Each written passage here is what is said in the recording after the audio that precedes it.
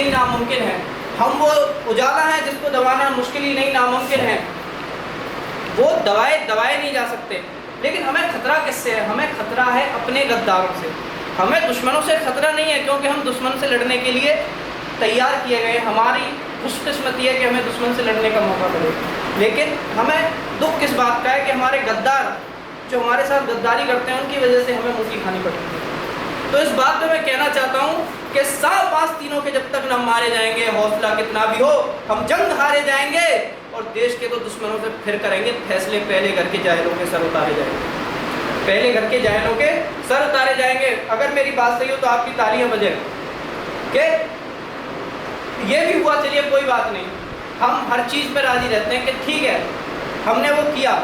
लेकिन दुख उसके बाद हमें ये हुआ कि हमारा इतना सब करने के बाद दिल्ली में बैठे, अपने आशियानों में बैठे वो नेता उन सैनिकों को बोलते हैं कि साहब क्या प्रमाण है कि आपने हमला किया?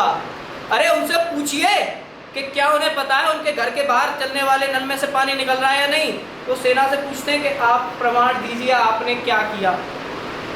तो मेरा एक भाई है, उसके पिताजी वो जा रहे थे युद्ध पे सियाचिन की तरफ, तो उन्होंने अपने बेटे को एक मैसेज किया इस न्यूज़ को पढ़ने के बाद, जो कि सच में मेरे दिल पे बहुत लगा। उन्होंने 2 लाइन लिखी कि मेरे पैर के छालो लहू उगलो, मेरे पैर के छालो लहू उगलो, कुछ हरामखोर मेरी सफ़र के निशा मांगेंगे, कुछ हरामखोर मेरे सफ़र के निशा मांगेंगे। उस लाइन को पढ़ने के बाद मेरे दिल में लगा कि हाँ, उन नेताओं की क्या हैसियत है जो उस सरफरोशी की तमन्ना रखने वाले सैनिकों के बारे में प्रमाण मांगते हैं, जो उन भारत माँ के लालों के बारे में प्रमाण मांगते हैं। एक बार जब हमारे सैनिक शहीद होकर आए, उनके घर हम गए, वहाँ जाने पर उनकी पत्नियों के, उनके बच्चों के आंसू देखकर मन में 4 पंक्ति कहने का मन आया। तो मैंने लिखा है कि मेरे मन में भी आती है झूम के कजरी गाने की, मेरे मन में भी आती है झूम के कजरी गाने की, मेरे मन में भी आती है ढपली उठा बजाने की, मेरे मन में भी आती है ढपली उठा बजाने की, मेरा मन भी मचला करता मेहंदी बिंदिया काजल को, और कभी गीत लिखने को कहता मन बरसाती बादल को, तभी दिख जाता है लहू से लथपथ आंचल, मेरी बोराई सीमा का तन घायल और मन घायल, और तभी लेखनी से कहता हूँ अंगारे बरसा दो री, ये चूड़ी काजल बिंदिया फेंको चंडी रूप बना दो। अरे हमारे देशवासियों से, हमारे सैनिकों से प्रमाण मांगते हैं ये। चलिए ये तो बात रही उन नेताओं की, बात करते हैं इस देश में रहने वालों की। बोलते हैं साहब इस देश में इंटॉलरेंस बढ़ रही है, इंटॉलरेंस, असहिष्णु हो चले हैं सब। शब्द भी ऐसा है इंटॉलरेंस, जिससे मुंह को लकवा मारने का डर रहता है, इंटॉलरेंस। और ये बात किसने कही साहब? अगर मैं उनका नाम यहाँ ले लूँगा फिल्म स्टार का, तो मेरी कविता का कद छोटा और उनका नाम बहुत बड़ा हो जाएगा, इसलिए मैं उनका नाम नहीं ले रहा। 5-5 मंजिलों में, 7-7 सितारा होटलों में, 4थी मंजिल पर बैठकर, हाथ में शैंपेन की बोतल लेकर, अपने महबूबा के साथ कमरे में बैठकर जो बोलते हैं कि बेबी दम घुटता है हमारा इस देश के अंदर।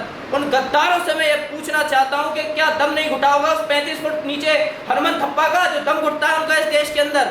लेकिन उसने कभी नहीं कहा कि मैं इस देश को छोड़ के जाना चाहता हूँ। उसने बस एक ही बात कही कि मैं जीना चाहता हूँ इस देश की खातिर, मैं इस देश को छोड़ के नहीं जाना चाहता। हनुमान थप्पा 35 दिन बर्फ के लिए, वो इतने दिन 35 फुट नीचे बर्फ के दबा रहा हो भाई, 6 दिन हमारा, लेकिन उसने प्राण नहीं त्यागे।